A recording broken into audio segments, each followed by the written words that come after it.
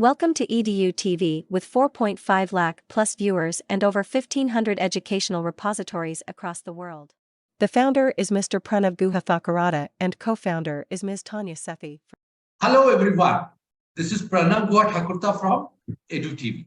It gives me immense pleasure to welcome you all to this panel discussion on the topic, Can Talent Translate into Marks? Organized by EDU TV. We are honored to have an esteemed group of speakers from various fields of education and a distinguished moderator with us today. The topic of our discussion is a pertinent one, especially in today's education system, where the emphasis on academic scores is high. We all have heard of the age-old debate between talent and marks, and it is crucial to address this issue in today's context. Our speakers, with their vast experience and knowledge, will share their insights on this topic and enlighten us with their perspectives. I am confident that this discussion will be thought-provoking and will provide valuable insights to our audience. I would like to express my gratitude to our moderator, Mr. Chris Bhatt, for agreeing to guide the discussion and keeping it on track. I also extend a warm welcome to our esteemed panelists, Professor M. Pal, Dr. Pramod Mahajan, Professor Bhargava Mistry, Dr. Manila Carvalho, Ms. Vani Bahla, Professor Dr. Raj Singh, and Ms.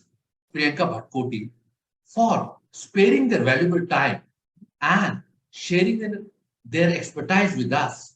I hope that this discussion will be enlightening, engaging, and will provide us with food for thought. Once again, welcome to our esteemed panelists and our moderator. And thank you, all of you, for joining us today. I welcome our moderator, Mr. Chris Bhatt. Over to you, Chris. Thank you, Pranav, and thank you and welcome to all the panelists. And it's my pleasure today to, take your feedback on this fantastic topic and very pertinent, very important at this time of the year. Can talent translate into marks? Where are the gaps in terms of the college education or high school education? What we could do differently so that children do well and the gap is reduced. I would say you cannot remove the gap. There will always be gap, but gap can be bridged or can be reduced.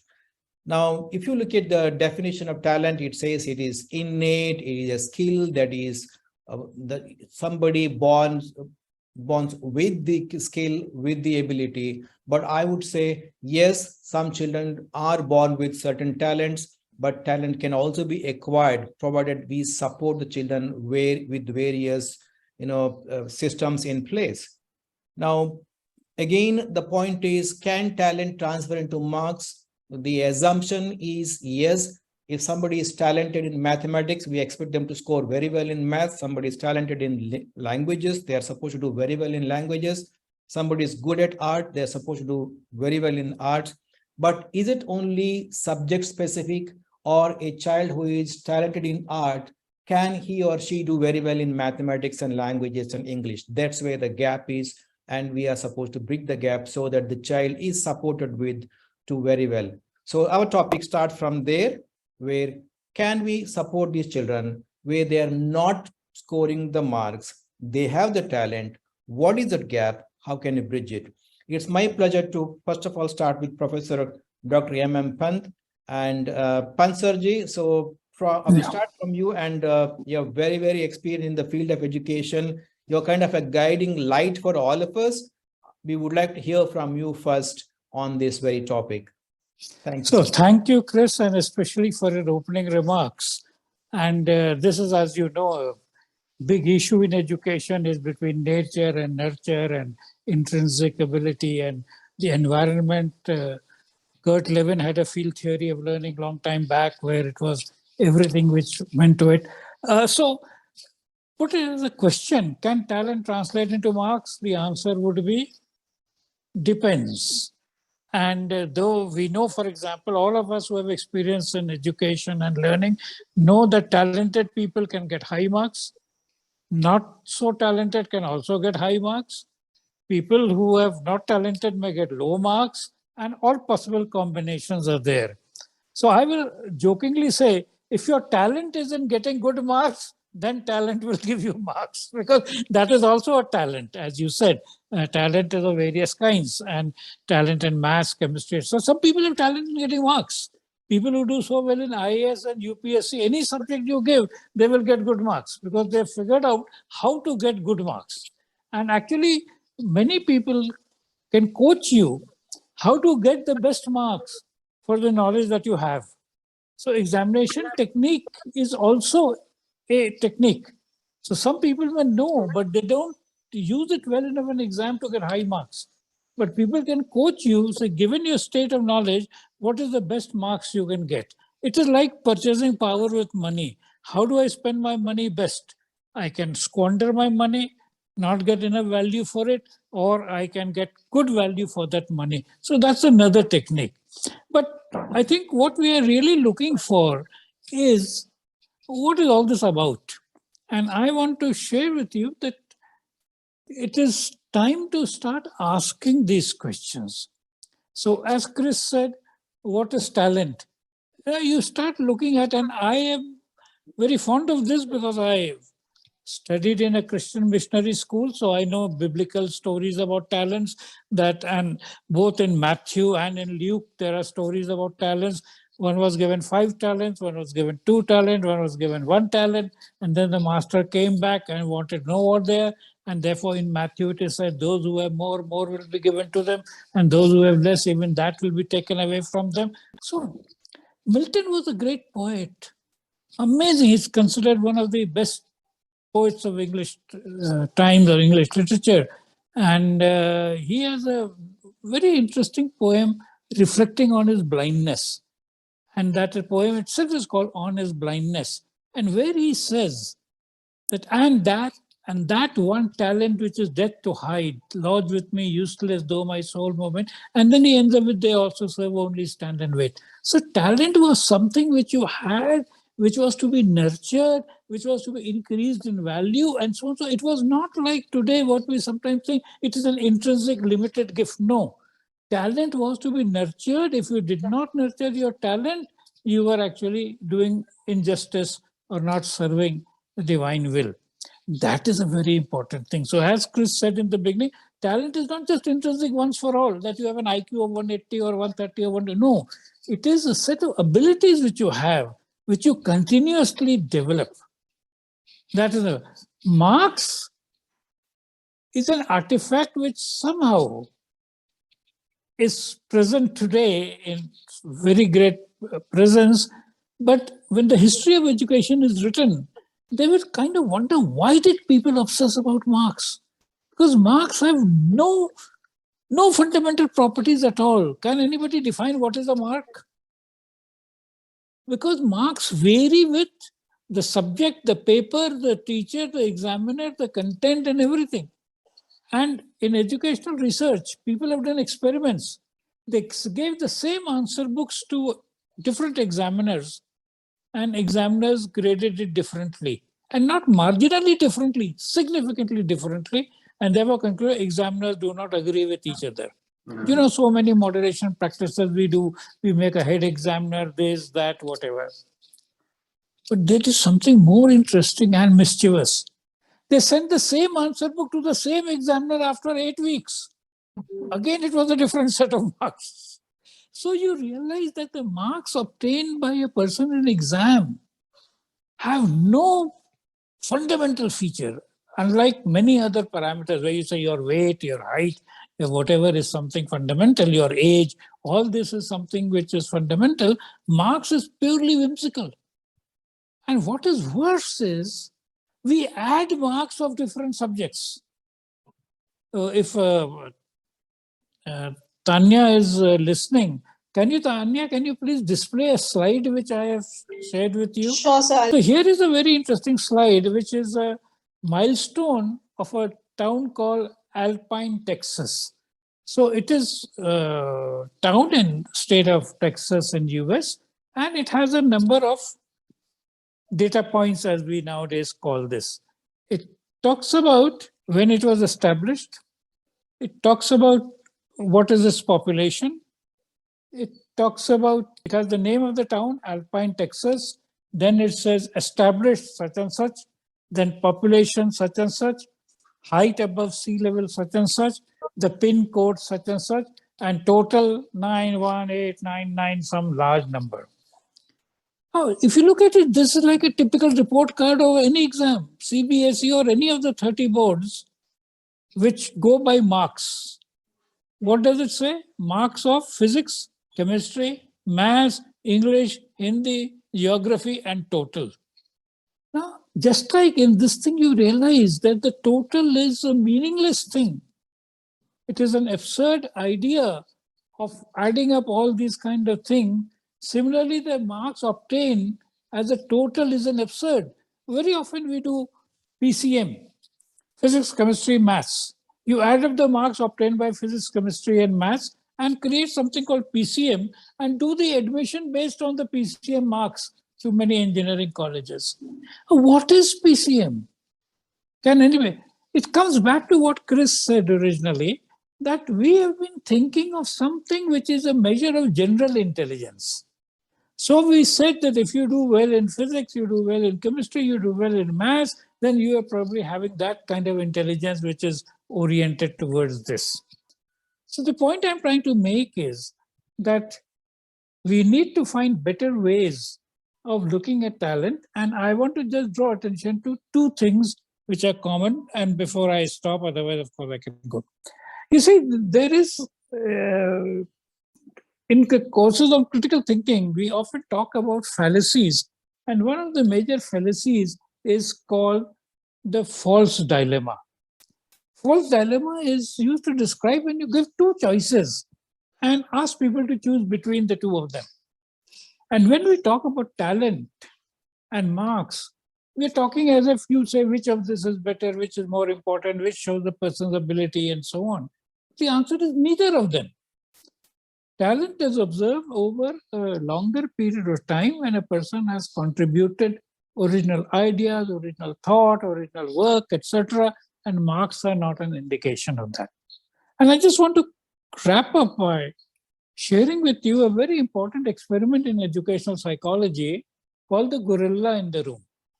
And you can Google for it, and now you can chat GPT for it or whatever you want. Two American psychologists did a very interesting thing. What they did was they showed people a video of a clip of people playing basketball. And one of them team was in white shirts, the other was in colored shirt. And they asked the students to observe how many shots did the white shirt people do, and so on and so forth. But while doing all this, a person wearing a gorilla suit walked through the thing, was clearly visible there, but none of them observed it because they were very busy looking at this. And this is called the gorilla in the room. In the educational context, the gorilla in the room is the effort put in by the learner. The effort put in by the learner is the one which will show. And as we said in the beginning, in terms of when Chris was making his remark, talent is meant to be grown. So the effort put in developing the talent, nurturing the talent is it. And therefore, Malcolm Gladwell, for example, is very famous for his book called Outliers, where he says that people who have done exceptionally well, what do they do? And Malcolm Gladwell says it is the amount of deliberate practice you put into something that matters, not necessarily the thing. And there's a very nice quote by a football player. He says, hard work will beat talent if talent does not work hard. I think this is basically a summary I want to say, that whatever may be your talent, whatever may be this thing, if you consistently pursue your goals, you do it. And in one word, the modern research, which talks about neuroplasticity, establishes this. It says that continuous effort is the key to success. And this is what all great people have done. Even Einstein has said, it is not that I am so thin, I stay with the problem much longer than you. Most of us give up a problem very soon before we have really been able to do well for it. So I'll stop with this and then we can look forward to the other panelists. Thank you, Professor Pant. Quite nicely put it, nature and nurture. And there is either a dependency between mark and talent, or you very clearly put it across. Mark nowadays is everybody is running behind marks. It is a number that we are trying to go behind, but it is not necessary that the number has always because of the talent. So talent obviously will carry forward to the number. And those critical thinking fallacies, absolutely right. Gorilla in the room. Sometimes, we try to look at smaller things, but we forget the big picture. The big picture is basically children are here, and our responsibilities from the schools or universities is to make sure that the learning happens and there is an enhancement of the talent that the child has got. Thank you very much, sir. Very nicely put it. So I now would like to request Professor Bhargava Mistry, if Professor, your opening remarks on the topic, please. Well, Professor Pant said it, has put it so well, it's kind of encapsulated everything that we all have in our minds. Very well put. And I think we do tend to agree with a lot of things, most of the things, everything, in fact, that he said. If we try to address the question, can talent translate into marks? Okay. To translate into marks, can it be done? If the question is simply a question of logic, it can be translated. I mean, there's no way you can't translate anything to marks. Therefore, the deeper question is, should talent be translated into marks? Now, for that, well, my personal feeling is, again, quoting Professor Pant, it's a false dilemma, of course. Why do we need marks? Because the system demands it. What part of the system demands it? The higher education demands it. It just wets out. It makes their process easy. Now, why is their process? Why do they want to make their process easy for the intake? Because of a certain capacity that they have to educate students, or the capacity to transmit knowledge to others. Now, if it was infinite, then I guess marks would have no really value. I mean, anybody can join any university. The point is, after that, when you go looking for a job, is it marks that work? Or is it something unusually different that you are able to do? Now, when we talk about talent, if we define it, what is it? It is I feel it's a capacity for someone to do something which usually is not easily done by anyone, whether it's talent of cooking, playing music, or reading, or doing complex calculations, talents. Now, if this can be quantified in order to help a certain student that you think really has that value to go further, then I think we should kind of quantify talent. Okay, this fellow has a certain talent in this area. But then the challenges will be how, because talents can be in so many different things. Some people are multi-talented, some people are talented in only one area. Generally, as you progress in life, if you only go with marks, the growth of that person in life will be far more limited to a person who, though has lower marks, but has various other unusual capacities, abilities. I mean, great examples are there. Swami Vivekananda was there, Einstein was there, Steve Jobs is there. So many people who have been miserable in marks, but in other talents they have. So one area where actually I come from of profession, design, this is one area where marks don't count. This is an area where sheerly your ability to show your skills, articulate it. I mean, you know, the soft and the hard skills, articulate them in order to build upon your career. There is hardly any quantification. Quantification only happens when it is demanded by a certain university. But by and large, when a person in the creative field goes for further for a career, it's more quality rather than quantity. So I would say it's like, again, as Professor Pant says, it's a dilemma. But if at this level we are able to help push a student by quantifying talent, because we've identified that, oh, this fellow can definitely, though he scored less here, but I'd like to jack him up to a certain level where it will help him, then I think we should do it. I mean, I'd like to leave for the time being this much till we continue further after anybody else wants to put in some, so we can give some time to others also to say. But to begin with, this is what I felt I should. Thank you, Professor Bhargav Mistry. So very nicely put it. You said someone to do something with ease, which other person probably cannot do, can define as that person's talent. So can we quantify this talent so that in whatever the field that particular child is in, he or she is not showing that progress, probably it will help them in achieving the success in life. So very nicely put it. Thank you very much. Dr. Manila Carvalho, your inputs, please, on the topic. In fact, talent and academic performance, I feel, need not always directly be correlated, as talent is a natural ability or a skill of a specific area, whereas academic performance is usually measured in terms of grades or test scores across various subjects. However, talent certainly play a role in the academic success, particularly if the talent is related to the subject matter being studied.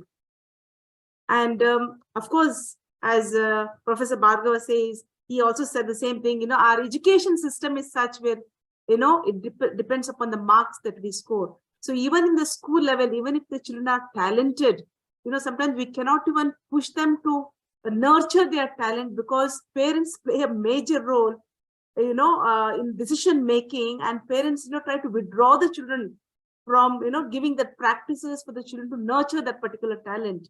And in turn, what happens, the children get dejected, they lose interest, and sometimes they get into shell, there is depression and so on.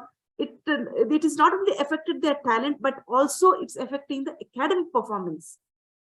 So that is what is happening. So we need to give a lot of importance to the talents as well, because now the generation has changed.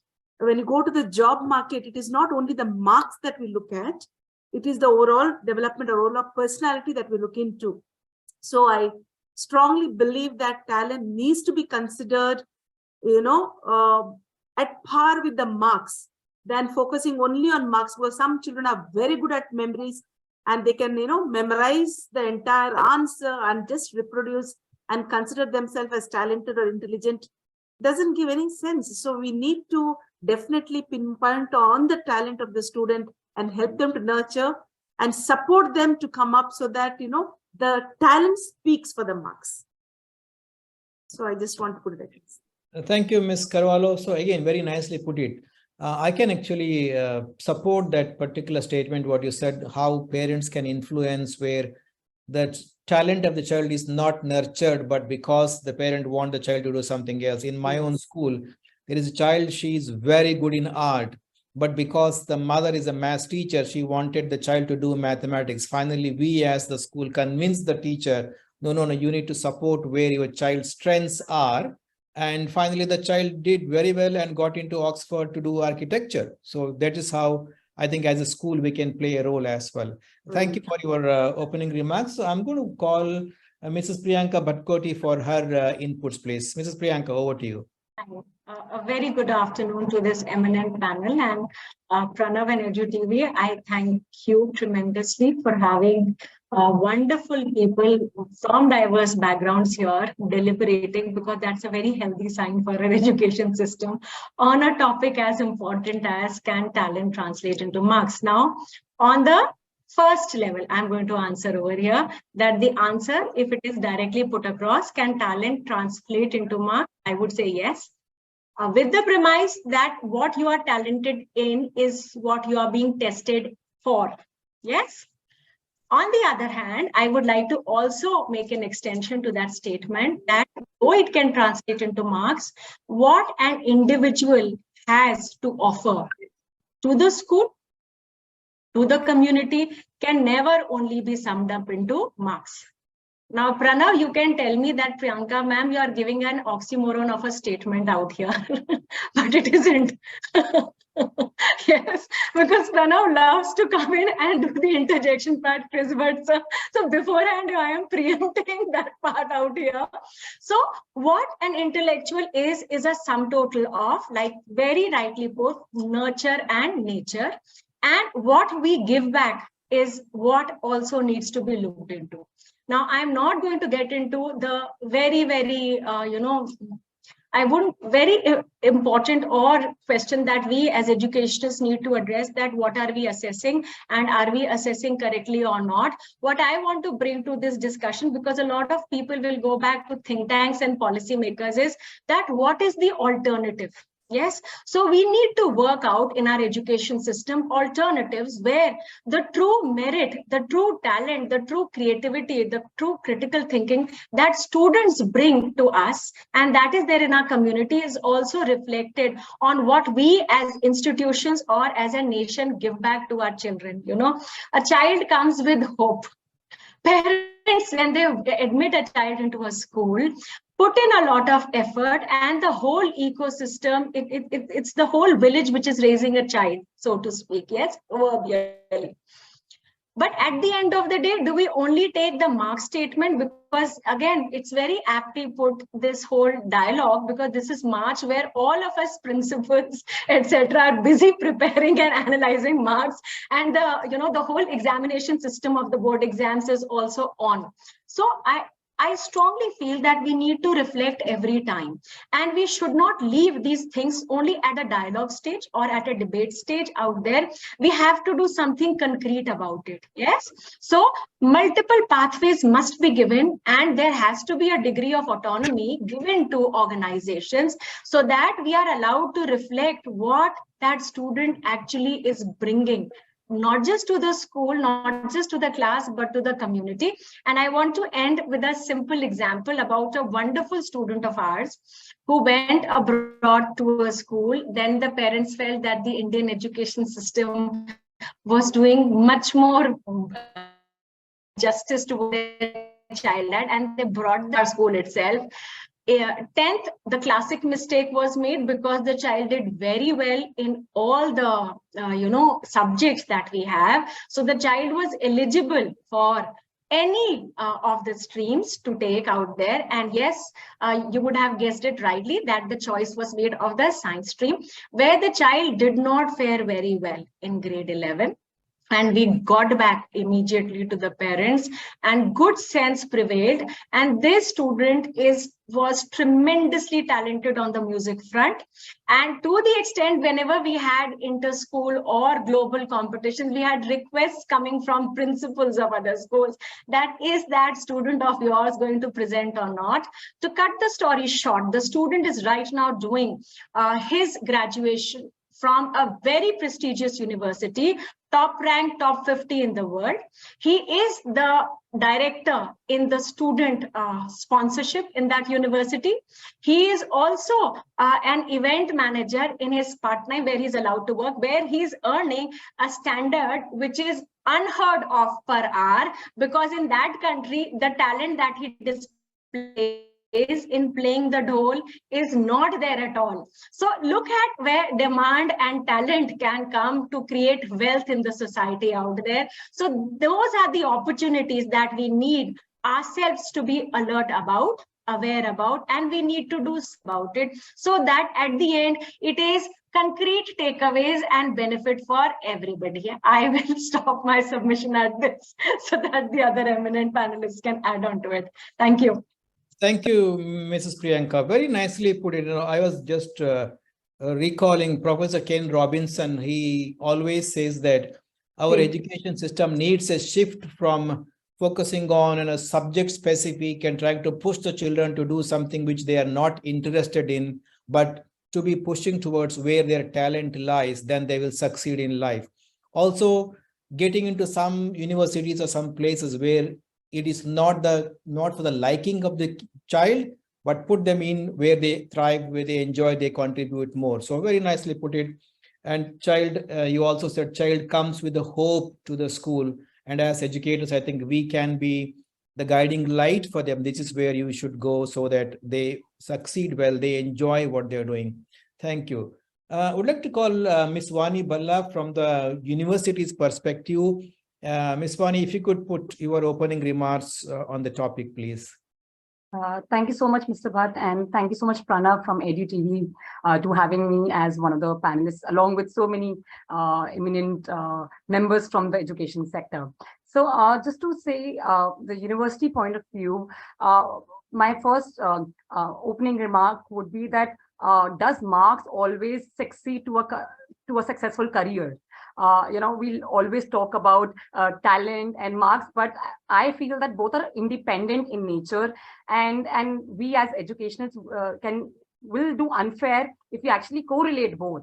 Because if in case, as Priyanka ma'am said, that she gave a beautiful example of a student who wanted to get into music, and the parents, school was able to convince the parents, and he chose this career in music. So do we have such educators in the school level where they're able to, list down the talents of every student and give that direction? On the contrary, should we change the education system where everybody talks about getting a high marks?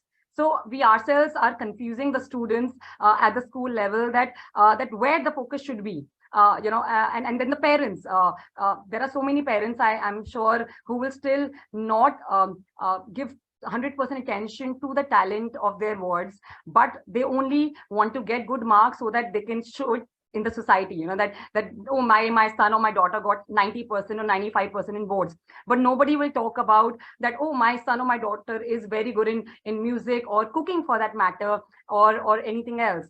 So this is a kind of a very sad situation in India, but that's the reality. And as an education from the university side, what one change which we definitely do to make sure that we not only just focus on marks, but we also focus on a lot on extracurricular activities. So to get admission into our university, into our college, we take equal weightages of the class 12 scores, because that's something which is kind of a mandate to consider. Then we do consider entrance test score, wherein we give another chance for students to excel themselves in various different sectors, whether it's whether it's logical reasoning, numerical reasoning, comprehension, and we don't sum up all the marks. We give equal weightages even within those entrance tests. As Bhargav sir was showing, Pan sir was showing that we are summing up all the marks, but we do make sure that we take equal different weightages, and plus we give equal weightages to extracurricular performance, that if somebody have done anything in national level or sport, whether it's sports, music, dance, debate, we do consider that as well too. So we take a holistic approach, but our schools and our universities really focusing on that holistic approach, or it's just that the marks, and I always try to link up with a successful career. So many examples we have in India and outside India where people who have not always secured 95% are doing wonders in their life and running businesses around the world. So this would be my opening statement for. Thank you, Ms. Swani. Well, again, very nicely put it that as a university representative here on this panel, your university is looking at not just the mark, but also the other aspects where the child can actually do well, and combining all of that to get them the admission in the university. So yes, that basically also gives them the confidence that yes, here is a university where I can go in, where I can thrive, where I can do well. Fantastic. Very, very nicely put it. Our friend Pramod Mahajan is here. Dr. Pramod Mahajan, nice to have you here again. And on the topic of can talent translate into into marks, your opening remarks, please, sir. Good afternoon. And the topic is itself requires a lot of talent to explain that. Can talent translate into the marks? No doubt, my mentor and everybody's mentor, Mr. Professor M.M. Pant, has started very well. He's not only giving light to all of us, but he's the lighthouse for all the principals and all the edu leaders and educators. According to me, yes, I 100% agree with Pant sir. It all depends. It all depends on situation. It all depends on application. It all depends on how you are using your talent. Talent is a very vast area and it cannot be measured. Talent can be visible, can be seen, but it cannot be measured. Marks are measured, marks are calculated, marks are manipulated, marks are given, marks are subtracted, marks are added. Then the question arises whether the talent get transformed into the marks. Again, it depends. It depends on what type of talent you have or how talented you are. Now, take the case of competency-based talent. If you are competency-based talent, if you are a competent person, marks doesn't carry any meaning for you, and certainly you will always score very high. Now, if you are skill-based talented person, there is another type of talent which is skill-based. Let me cite an example. Yesterday, I was there in one of the panel discussion which was organized by the Harvard University. There was one question, still it is striking to me, it's hammering on my brain. They are telling skill-based people, teachers, professors, vice chancellors, we all are talented. At the same time, swimmers, bicycle, those who are cycling, those who are driving, they are also talented people. But once they learn swimming, once they learn bicycling, once they learn driving, throughout the life they don't forget. But we, as a talented people, ask the questions to yourself, whatever learning you are, whatever teaching or whatever learning or whatever you are applying within the classroom, will the students learn throughout the life? If not, then where is the real talent? So that skill-based talent carries its own importance, and it all depends. That skill-based talent sometimes gives you marks, sometimes will not give you the mark, but will make you successful in your life. To take the case of Dhirubhai Ambani, he could not complete his graduation. He could not score good marks at 10th and 12th also, but he changed the world. And when during one interview, it was asked to him if he should have been graduate, what should have been happened? He very boldly told that, think if I should have been graduated, I should have remained the worker on the petrol pump, because that was his first job. But because I could not complete my graduation and I applied my skills of designing, my skills of thinking, my skills of negotiating, and I have created the empire. So that skill-based talent, marks doesn't carry any meaning for that. Another thing is experiential learning-based talent. Learn by your mistakes and keep on modifying yourself, keep on getting a new version of yourself. You will be successful in life, and that type of talent always gives you the score. There is no second thought about that. Another one is, it's an era of artificial intelligence. So if you are equipped with the artificial intelligence based talent, you will rock the world. All sort of competitive examination based on the augmented form, based on the thought process, the design thinking. And if you have that sort of talent, your scores will be always high, very high. And there was a research done in the Cambridge. Those who are having the augmented form of a learning, they are scoring in a better way with the similar situations. What does it mean? Again, the augmented form of talent has designed your brain in such a manner that you will remember only those things which are applicable or which are interconnected with another aspect. So that type of talent will give you the marks.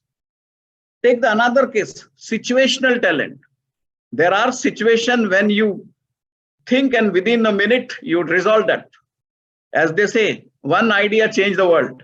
So that situational talent also always gives you better marks. I have visited the UBS Universal, that college, business school, and then I have seen there the students were given some simulation type of currency and they were asked to do the trading. Many of them were committing the mistakes, but they are learning. And next day when they do the trading, they earn a lot. Compared to those students who have studied the trading a lot, and first day they have got some profit, maybe 5% or 10%. And another set of students who were learning that trading by the simulation methods lost 10% first day, but next day their profit was 25%. So what is that sort of talent? That talent comes under the situation of situational and simulation talent. So situation and simulation talent also gives you very good marks, but it all depends. What I mean to say, you have a money, you have a purchase power, that is your marks. But how good you are in negotiating the things, that is your talent. If you are a good negotiator, with less amount of money, you will purchase so many good things. And if you are not having that negotiation power, with a lot of money, you will end up to purchase some sort of sub-material type of thing or sub-ordinary type of things. So it all depends on that. I would like to end my opening remark with a real life example. One of my friend, we were completed our 12th. I was the district topper. He was the second in that.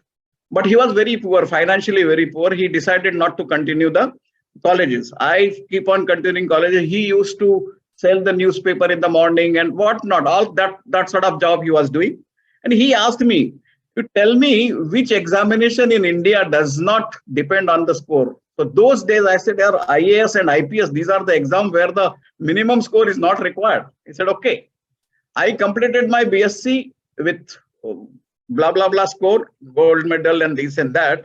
He was working a lot, and before 10 days of the examination, he was studying only the 20 questions and writing the answer and getting 40%, 35%, 50% marks. And like that, he has completed his BA. Then I said, I am doing my PG, MSc. He said, okay, tell me some certificate courses which I can do online. So he started doing some certificate courses online and he completed that thing. We both, now who is intelligent?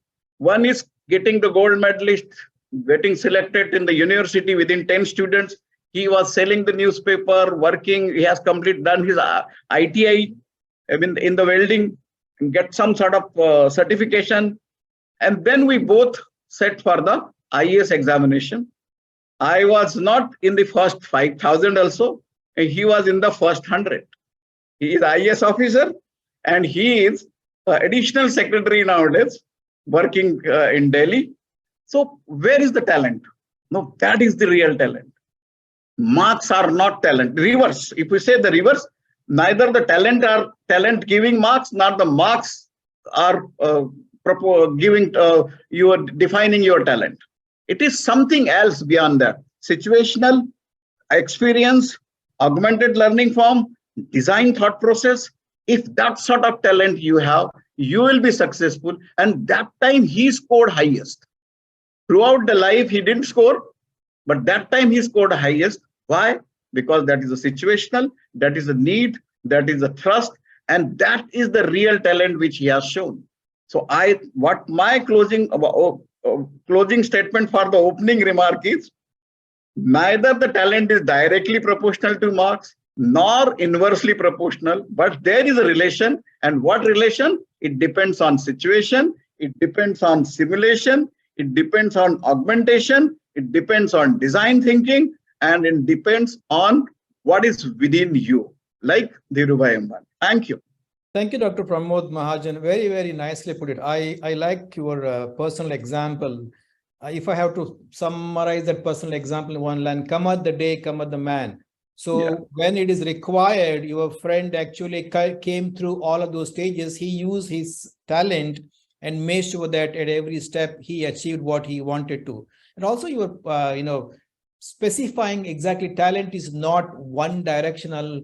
It is situational. It depends on where you are and what you're doing. All of these are very, very important. I think as schools, we can look at these situations and try to guide our students based on the situation so that they do well. As you rightly said, as Professor Pant also said, mark comes by default because you have the talent. So you have to focus on the talent and let there be marks, and let us go to higher levels and try to do best in our life. There is a connection. He says someday you will be able to put a tax on it. That is the point. That is the point of connection, that this experiment of science gives revenue as a tax that we charge on electricity generation. And I said Faraday could not see far enough. Otherwise, he would have said, someday you will win an election if you give this free to people. And that is happening. That is happening. Very nicely put it, all of you, everyone, Dr. Pant, Professor Pant, Professor Bhargava, Dr. Mahajan, Miss Vani Balla, and also Priyanka and everybody. So it's a very, very interesting question. Dr. Manila also. Dr. Manila Karwala as well. Yes. Very, very big topic, and trying to put everything together in one hour, within 1 hour, and also with a lot of experts on the panel is very, very difficult. Even if I have to summarize everything, talent and mark, it is definitely dependable. One depends on the other, but all are situationally based. It depends also on what kind of support system we have in place. It is also depending upon the person and how it is being supported with. And thank you, ladies and gentlemen, for this fantastic evening's discussion. And thanks to Mr. Pranav for organizing this talk for EduTV. Thanks, EduTV, for all the support in bringing some fantastic topics and getting these top eminent teachers and faculty members from schools and universities for your inputs. Thank you very much. Have a great afternoon. And credit goes to you also, sir, Mr. Quizbut, a talented topic you have brought into picture. And EduTV always, they raise such type of topics only, and that is the unique feature of EduTV. They don't take the routine discussions and all. So that is another thing. You said, I think Wednesday evening when I was doing some work, and suddenly I thought, okay, people always talk about talent, and there are parents always talk about marks. Is there a link or is there a gap? So can we fix it? I said, Pranav, can you bring something for a discussion with the experts on this topic? Thanks, Pranav, for bringing this together and bringing all of us together on this topic. Thank you. I think thanks to everyone. Before we part off, the young girl out here, Vani, would like to add something. Thank you so much. So I'll just quickly, say my view over there, that we were talking about change. So I think, one thing which, which we really practice at UBS, which even Dr. Mahajan was talking about, is how the teaching should happen. So it's the way of teaching, and we feel it's the experiential learning, which is the future. So if in case we give a lot of focus on how the teaching should happen, then automatically people will end up getting skills, and automatically, their talent can be translated into marks, because it's not a bookish, through books, they're learning something. It's based on experiential learning and the way the teaching happens. So I would just end with this statement. Thank you, Vani. Very, very, very nicely put it. Very, very good point there. Thank you. Yeah. Thank you so much, all the speakers and our distinguished moderator and also the ideator of majority of our programs by giving us topics. And I'm really thankful to everyone because we don't have any problem of topics and speakers because all of our speakers are who are helping us, they give us the topic. I think either Dr. Pramod Mahajan, Professor M.M. Pant, Ms. Archana Surana, she's not here right now. She's the director of Arch, and everyone. So thank you so much, Chris, once again. Thank you, Dr. Pramod Mahajan, Professor M.M. Pant, Professor Bhargav Mistry, and he spoke so eloquently. Thanks to Dr. Manila Carvalho, Principal, Delhi Public School, East Bangalore. Thanks to Mrs. Priyanka Bhatkoti, Principal, Maxford School, Dwarka, New Delhi. And thanks to Ms. Tania Sethi for doing all the production work of this show. Thanks, everyone. Thank you so much. Thank you. Thank Good you so evening. much Have a for nice listening. weekend, everyone. Great weekend. Yes. Bye.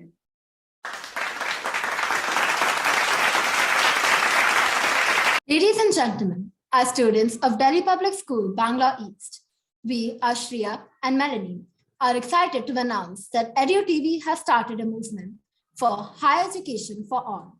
We are proud to inform you that corporates and Indian private universities have joined this movement by offering scholarships to eligible schools across the Indian subcontinent, Southeast Asia, Gulf countries, and Africa. These scholarships are based on merit, sports, extracurricular activities, need-based, principal's recommendation, innovation by students, girl scholars, wards of defense personnel, daughters and sons of teachers, admission aspirants from remote places, SAARC country aspirants, students who studied in war zones, single parent, students with more than 2 siblings, and students whose parents are not eligible for bank loans. This is a fantastic opportunity for many students, and we are thrilled to see the positive impact it will have on their education. We urge other school corporates and universities to join this movement and Support higher education for all. Thank you.